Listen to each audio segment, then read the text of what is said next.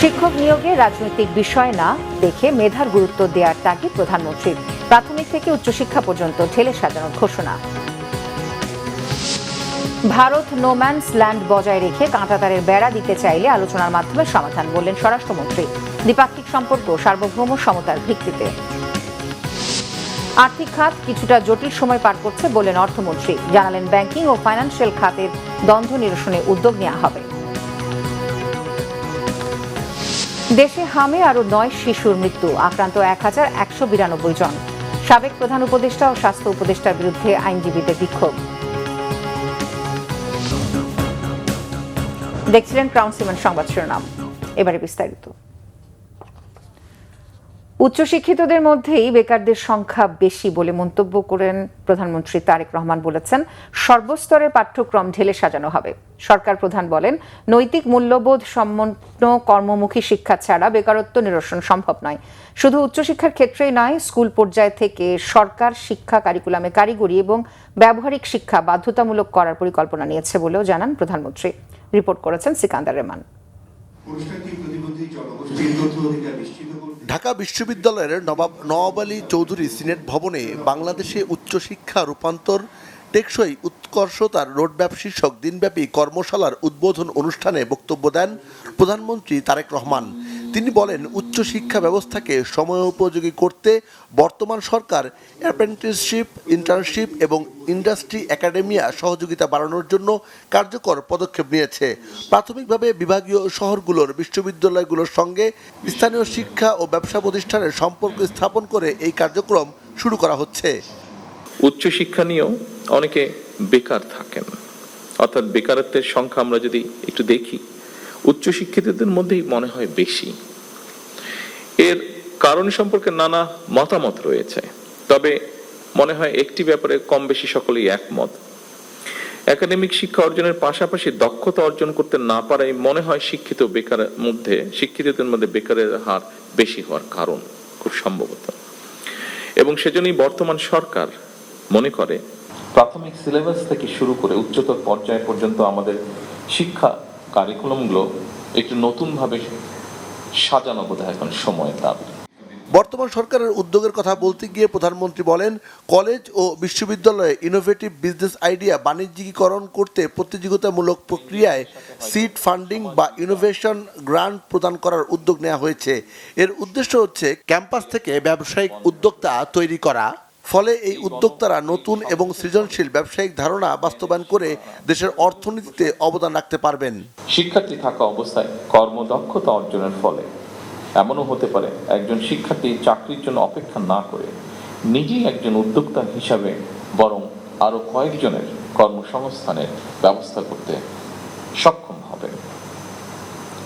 এইসব উদ্যোগ ছাড়াও সরকার উচ্চ শিক্ষা প্রতিষ্ঠানগুলোতে উদ্ভাবন এবং উদ্যোক্তা উন্নয়ন ইনস্টিটিউট, সায়েন্স পার্ক প্রতিষ্ঠার পরিকল্পনা করছে। প্রধানমন্ত্রী জানান, জনগণের কাছে দায়বদ্ধ সরকার বর্তমান এবং ভবিষ্যৎ প্রজন্মের জন্য একটি নিরাপদ বাংলাদেশ বিনির্মাণ করতে চায়। বর্তমান গণতান্ত্রিক সরকার একটি জ্ঞান ও মেধাভিত্তিক রাষ্ট্র এবং সমাজ গড়তে চায় বলেও জানান তিনি।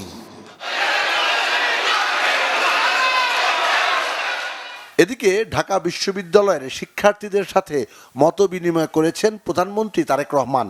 রাজনৈতিক বিবেচনায় শিক্ষক নিয়োগ না করে মেধার ভিত্তিতে সব নিয়োগের কথা বলেন সরকার প্রধান। এখন থেকে ক্লাস 12 পর্যন্ত সিকান্দার রেহমান, বাংলা ভিশন, ঢাকা।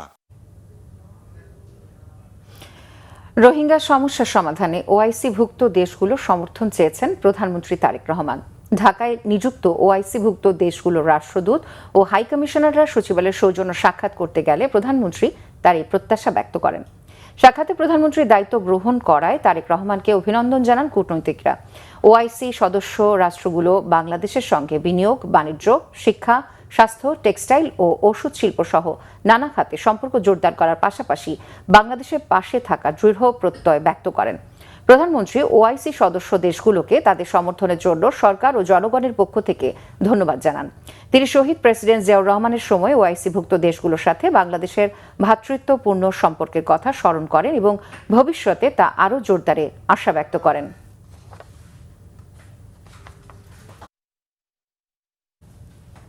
বাংলাদেশ ও ভারতের মধ্যকার দ্বিপাক্ষিক সম্পর্ক সার্বভৌম সমতার ভিত্তিতে বজায় রাখা হবে বলে জানিয়েছেন স্বরাষ্ট্রমন্ত্রী সালাউদ্দিন আহমেদ। তিনি বলেন, ভারত যদি তাদের সীমানার ভেতরে নোম্যান্স ল্যান্ড বজায় রেখে কাঁটাতারের বেড়া দিতে চায় তবে তা আলোচনার মাধ্যমে সমাধান করতে হবে। সচিবালয়ে পবিত্র ঈদুল আজহার প্রস্তুতি নিয়ে আয়োজিত এক সংবাদ সম্মেলনে এই কথা বলেন তিনি। স্বরাষ্ট্রমন্ত্রী বলেন, ভারত সরকারের পক্ষ থেকে বর্ডারে কাঁটাতারের বেড়া দেওয়ার বিষয়ে আনুষ্ঠানিকভাবে কিছু জানানো হয়নি। সীমান্তে নিরাপত্তা নিশ্চিত করা এবং অনুপ্রবেশ ও পাচার রোধ করার জন্য বিজিবি সতর্ক আছে বলেও জানান তিনি। স্বরাষ্ট্রমন্ত্রী বলেন, কোরবানির পশু ও পরিবহনের সময় চাঁদাবাজি নিয়ন্ত্রণে পুলিশকে বডি ক্যামেরা দেওয়া হয়েছে। কোরবানির চামড়া সংরক্ষণে লবণ সরবরাহের জন্য 20 কোটি টাকা বরাদ্দ দিয়েছেন প্রধানমন্ত্রী।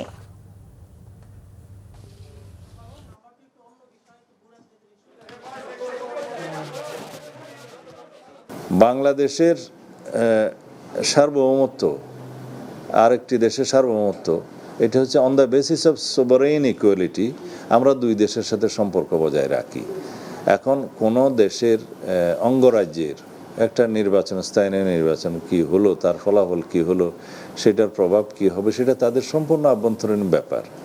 এখানে কাঁটাতারের বেড়া যদি ভারতীয় সীমানার মধ্যে নোম্যান্স ল্যান্ড বজায় রেখে যদি সেই দেশ দিতে চায়, সেটা ডিপ্লোম্যাটিক ওয়েতে আমাদের আলাপ আলোচনা হবে, কিন্তু সেরকম কোনো ইস্যু তো প্র্যাকটিক্যালি ভারত সরকারের পক্ষ থেকে আমরা দেখিনি। এখন অঙ্গরাজ্যের নির্বাচনের পরে কোনো বিজয়ী দল যদি কোনো রকমের কোনো বক্তব্য দিয়ে থাকে, সেটা তো আমাদের সোভারেইন ইকুয়ালিটির ভিত্তিতে আমরা সেই জবাব দিতে পারি না। আমাদেরকে জানাতে হবে ভারতের কেন্দ্রীয় সরকারের পক্ষ থেকে যে বাংলাদেশ বর্ডারে বা ইন্ডিয়ান বর্ডারে তারা কিছু করতে চায় কিনা।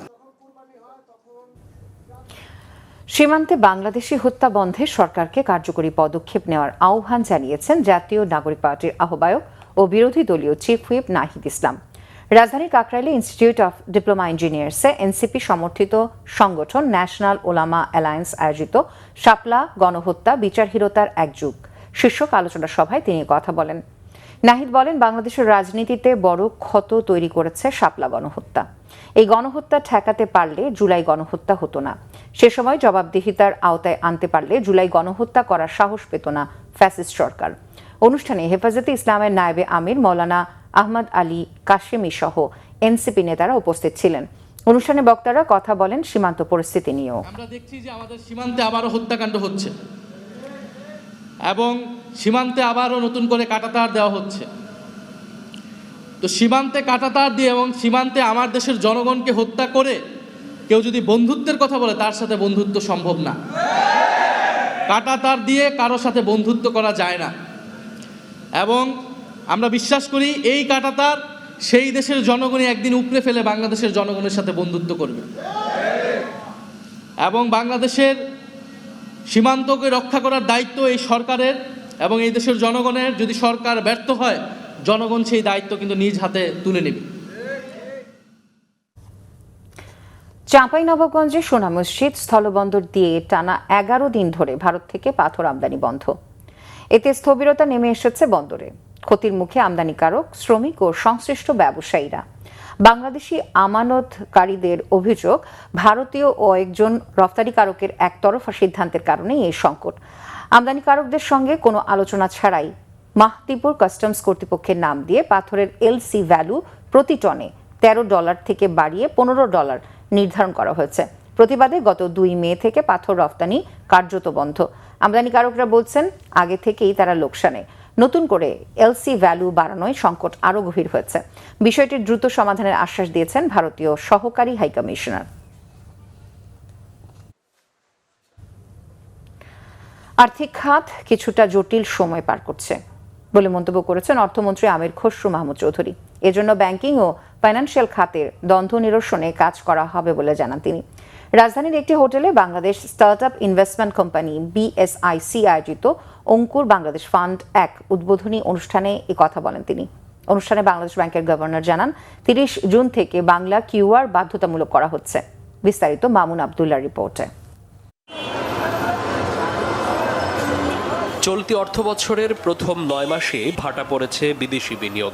বাংলাদেশ ব্যাংকের হালনাগাদ তথ্য অনুযায়ী চলতি 2025-26 অর্থবছরে জুলাই থেকে মার্চ সময়ে নিট এফডিআই ছিল 100 কোটি 60 লাখ ডলার। গত 2024-25 অর্থ বছরের একই সময়ে যা ছিল 131 কোটি 60 লাখ ডলার। এই প্রেক্ষাপটে দেশে নতুন উদ্যোক্তা তৈরিতে অন্তর্বর্তী সরকারের সময় একসঙ্গে কাজ করার উদ্যোগ নেয় দেশের ব্যাংকগুলো। সম্প্রতি 39টি ব্যাংক মিলে তৈরি করে নতুন ভেঞ্চার ক্যাপিটাল কোম্পানি। নতুন উদ্যোক্তাদের ঋণ দিতে মঙ্গলবার উদ্বোধন করা হয় প্রথম 425 কোটি টাকার ফান্ড 1। আগামীতে নতুন উদ্যোক্তা তৈরিতে ব্যাংকগুলোকে সহায়তার আহ্বান জানান বাংলাদেশ ব্যাংকের গভর্নর। কথা বলেন ক্যাশলেস সোসাইটি গঠনে কেন্দ্রীয় ব্যাংকের উদ্যোগ নিয়েও। ক্যাশলেস সোসাইটির গল্প আমরা অনেকদিন শুনেছি, এবার আমরা সেটাকে একটা বাস্তবে রূপ দিতে চেষ্টা করব। 30শে জুনের পরে কোনো ধরনের প্রোপ্রাইটারি কিউআর কোড থাকবে না। বাংলাদেশ ব্যাংকের যে QR code, B QR code, সেটা ছাড়া অন্য কেউ কোনো কিউআর কোড ব্যবহার করতে পারবেন না।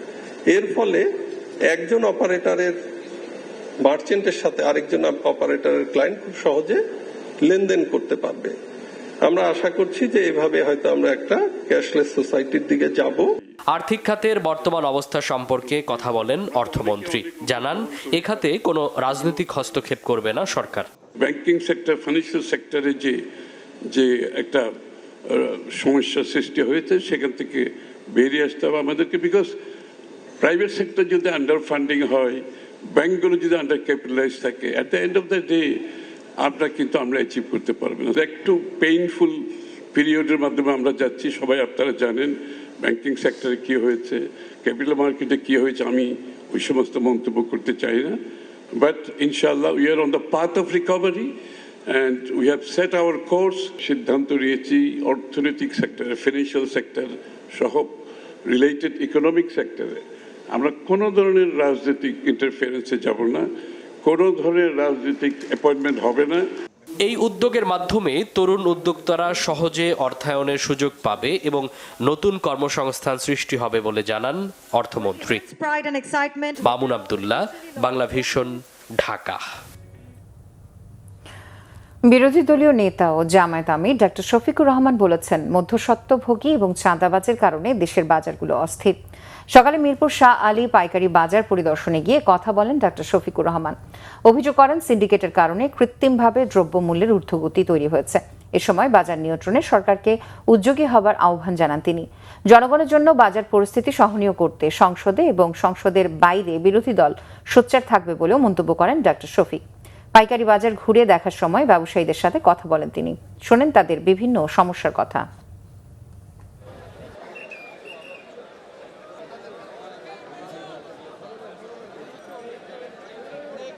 এখানে যে দোকানগুলো আছে, দোকানগুলা স্বস্তিদায়কভাবে যারা ব্যবসা করে তারা পায় না। এখানেও দখলদারিত্ব আছে, এখানেও নীরব চাঁদাবাজি আছে, কিন্তু মুখ ফুটে কেউ কথা বলতে চায় না। সবার মুখ চেপে রাখা হয়েছে। কারা করে এই চাঁদাবাজি? আফ্রিকার জঙ্গল থেকে এসে কেউ করে না। এখানেই আমাদের সাথে চলাফেরা করে, উঠা বসা করে, বসবাস করে এই লোকেরা এইগুলা করে। সংসদের 300 জন সদস্য যদি সিদ্ধান্ত নেয় যে বাংলাদেশে চাঁদাবাজি হবে না, তাহলে কেউ করার সাহস পাবে না। কিন্তু এরাই যদি আশ্রয় প্রশ্রয় দেয়, তাহলে চাঁদাবাজি বন্ধ করা অসম্ভব। আমরা চাই চাঁদাবাজিটা বন্ধ হোক। হাসপাতালে হামে আক্রান্তদের জন্য আইসিইউ সংকট থাকলেও এর সমাধানে নেই কার্যকর পদক্ষেপ। আর সন্তানদের চিকিৎসার খরচ জোগাতে হিমশিম খেতে হচ্ছে অনেক পরিবারকে। এদিকে হাম ও হামের উপসর্গ নিয়ে গত 24 ঘন্টায় মারা গেছে আরও 9 শিশু। আক্রান্ত হচ্ছে 1192 জন। রিপোর্ট সৈয়দ আব্দুল মুহিতের। রাজধানীর শিশু হসপিটাল 9 মাসের মারিয়াকে ভর্তির 6 দিনেও অবস্থার তেমন উন্নতি হচ্ছে না। অবস্থা বিবেচনায় মাঝে মধ্যেই আইসিইউতে রাখা হয় তাকে। আর সন্তানের চিকিৎসার খরচ জোগাতে পরিশ্রান্ত মারিয়ার মা ও দাদির সংখ্যা সুস্থ সন্তান নিয়ে বাড়ি ফিরতে পারবেন তো? এটা শুধু মারিয়ার পরিবার নয়, হামে আক্রান্ত অসংখ্য পরিবারের অবস্থা একই। বলানি ছিল এই জ্বর, ঠান্ডা, টাইফয়েড, নিউমোনিয়া, এই জন্য হেয়ার বাদি ধরা খাইছে আর কি। হাম এ নাইছে ধরা খাইছে হাম যে ওই মহাখালী বইয়ে ধরা খাইছে আইসির ভিতরে আসছিল হ্যান তেন টাকা পয়সা লেগে পারি নেই এরপরে আবার শিশু হাসপাতালে এসে। এর বিপরীত চিত্র রয়েছে এখানে। প্রায় মাসখানেক চিকিৎসা ও শঙ্কার পর সুস্থ সন্তান নিয়ে বাড়ি যাচ্ছেন যশোর ও বরিশাল থেকে আসা 2 শিশুর পরিবার। তারাও বলছেন গত কয়েকদিনের সন্তানের চিকিৎসা করাতে গিয়ে মানসিক ও আর্থিকভাবে বেশ ধকল গেছে তাদের। ডিএনসিসিতে ভর্তি হই, ওকে নিয়ে ভর্তি হওয়ার পর ওইখানে 3 দিন থাকার পরে ওইখান থেকে এইখানে আসি। আসার পরে আল্লাহ রহমতে এখন তো সুস্থ। এখানে 4 দিন আইসিইউতে ছিলাম, তারপরে বেডে দিল, এখন আমাদের আজকে রিলিজ দিয়ে দিচ্ছে। এখানে আসার পরে আইসিইউ খালি ছিল না, ইমার্জেন্সি আইসিইউ লাগবে, অন্য হসপিটালে গেছিলাম, সেখান থেকে আবার রিটার্ন দিছে, এখানে আসা হয়েছে। তারপর থেকে চিকিৎসা চললো, মাশাআল্লাহ আলহামদুলিল্লাহ এখন খুব ভালো। গত 24 ঘন্টায় আরও 9 জন মারা গেছে হাম বা এই রোগের উপসর্গে। নতুন করে আক্রান্ত হয়েছে আরও 1192 জন। চিকিৎসকরা দাবি করছেন নানামুখী পদক্ষেপে আক্রান্তের সংখ্যা কমছে। আমাদের এখানে তো রোগীর ট্রিটমেন্টে যে রোগীগুলো ভালো হচ্ছে সেগুলো তো ভালো হয়ে যাচ্ছে, কিছু রোগী আইসিইউতে যাচ্ছে তারা আবার ভালো হয়ে যাচ্ছে, ভালো হয়ে বাইরে আসতেছে। আইসিইউ তো একটা সাময়িক জায়গা, এখানে রোগী ইমপ্রুভ হয়ে গেলে তখন আর তো থাকবে না এখানে। শিশু হাসপাতালে হামের চিকিৎসা শুরুর পর থেকে মঙ্গলবার পর্যন্ত 29 শিশুর মৃত্যু হয়েছে। সৈয়দ আব্দুল মুহিত, বাংলা ভিশন, ঢাকা। হামে আক্রান্ত হয়ে শিশু মৃত্যুর ঘটনায় জড়িতদের বিচারের দাবি জানিয়েছেন সুপ্রিম কোর্টের আইনজীবীরা। সুপ্রিম কোর্ট বার অ্যাসোসিয়েশনের সাধারণ আইনজীবী বৃন্দের ব্যানারে বার ভবনের সামনে মানববন্ধন করেন আইনজীবীরা। এ সময় তারা হামে আক্রান্ত হয়ে শিশু মৃত্যুর জন্য সাবেক প্রধান উপদেষ্টা ও সাবেক স্বাস্থ্য উপদেষ্টাকে অভিযুক্ত করেন। এ সময় ডক্টর মোহাম্মদ ইউনুস ও স্বাস্থ্য উপদেষ্টা নূরজাহান বেগম সহ দায়ী ব্যক্তিদের শাস্তি দাবি করে বিভিন্ন স্লোগান দেন সংক্ষুব্ধ আইনজীবীরা।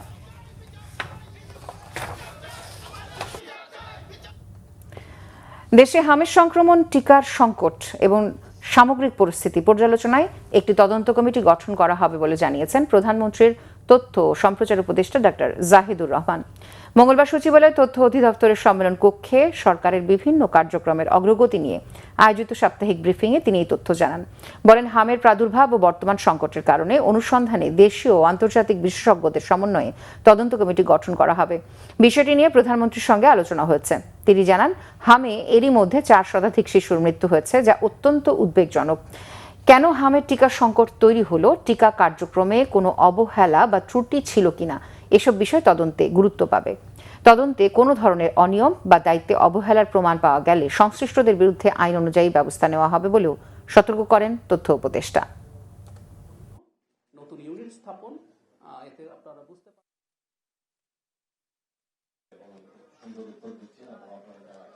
খুবই ক্রেডিবল একটা তদন্ত এটার হবে এবং সেটার প্রসেস চলছে, যেখানে শুধু বাংলাদেশ না আন্তর্জাতিক বিভিন্ন সংস্থাকেও ইনভলভ করে কাজ করানোর চিন্তা ভাবনা হচ্ছে। আমি নিজে মাননীয় প্রধানমন্ত্রীর সাথে এই ব্যাপারে কথা বলেছি। জুলাইয়ের শেষ বা আগস্টের প্রথম সপ্তাহে জনসাধারণের জন্য জুলাই স্মৃতি জাদুঘর খুলে দেওয়ার কথা জানিয়েছেন সংস্কৃতি মন্ত্রী। আর জুলাই জাদুঘরের মাধ্যমে জুলাই আন্দোলনের প্রকৃত ইতিহাস উঠে এসেছে বলে জানিয়েছেন জাতীয় সংসদের স্পিকার। বলেন, জুলাই জাদুঘর যতদিন থাকবে জনগণ মাফিয়া নেত্রী শেখ হাসিনাকে ততদিন ঘৃণার সাথে মনে রাখবে। শুভ মাহফুজের রিপোর্ট। 2024 সালের 5 আগস্ট ছাত্র আন্দোলনের শেষ দিন। লাখো মানুষের উপস্থিতিতে উত্তাল রাজপথ, জনতার রুদ্ররোষ গণভবন অভিমুখে। এই খবরে শেষ পর্যন্ত নিজের দীর্ঘ 16 বছরের বাসভবন গণভবন ছেড়ে পালান শেখ হাসিনা। গণভবনের দেয়ালসহ বিভিন্ন স্থান ভেঙে ফেলে ক্রুদ্ধ মানুষ। ফ্যাসিস্ট মুক্ত গণভবনে প্রবেশ করে তারা, মেতে উঠে মুক্তির আনন্দে।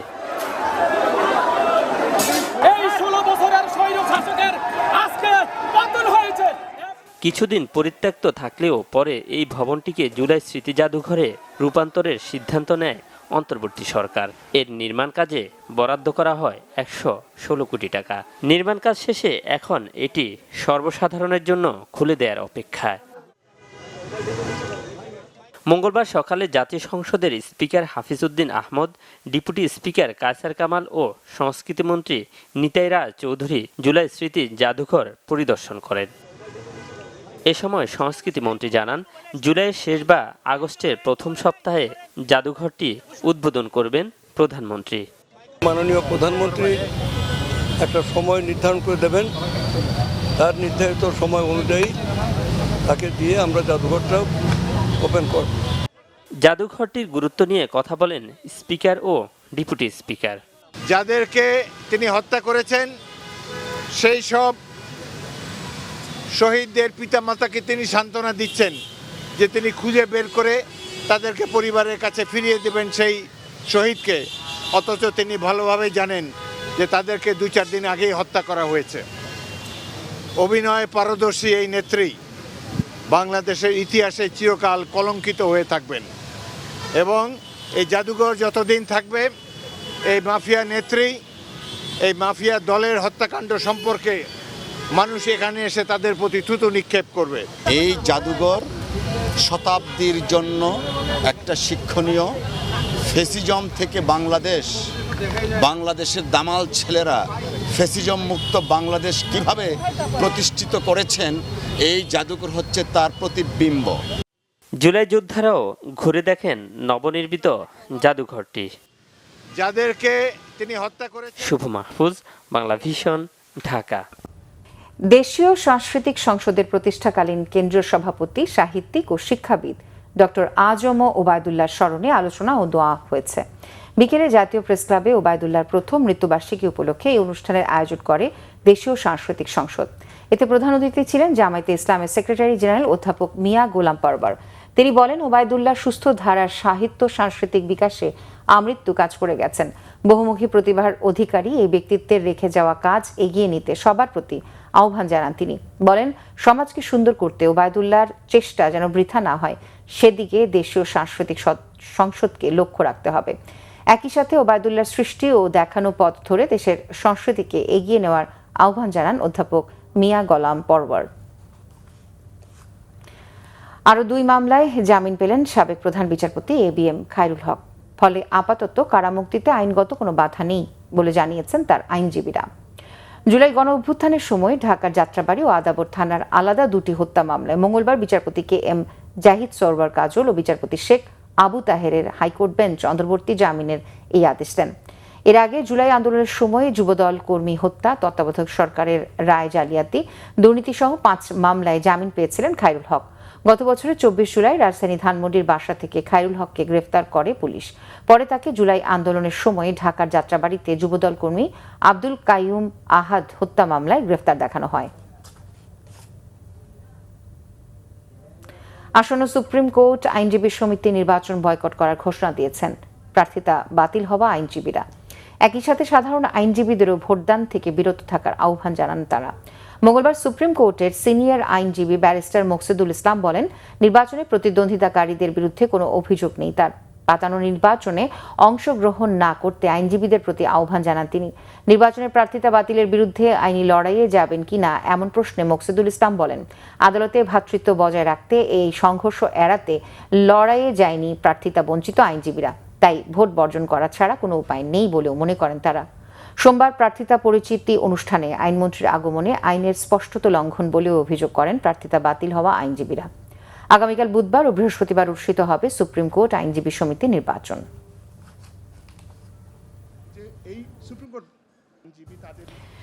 প্রায় 41,000 টন ডিজেল নিয়ে চট্টগ্রাম বন্দরে নোঙর করেছে MTC র্যাপ্টর নামে একটি ফুয়েল ট্যাঙ্কার। সিঙ্গাপুর থেকে ডিজেল নিয়ে আসা জাহাজটি গতরাতে বন্দরের বহির্নোঙর কুতুবদিয়ায় নোঙর করেছে।